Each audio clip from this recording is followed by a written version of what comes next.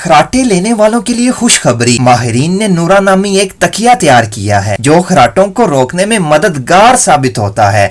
Canadian company की जानिब से तैयार करदा इस तकिए के अंदर इलेक्ट्रॉनिक निजाम नस्ब है जो खराटे की आवाज सुनकर तकिए को फैलाता और सुकेड़ता है। इस तरह खराटे लेने वाले का सर दूसरी पोजीशन में आ जाता है और खराटे कम हो जाते हैं।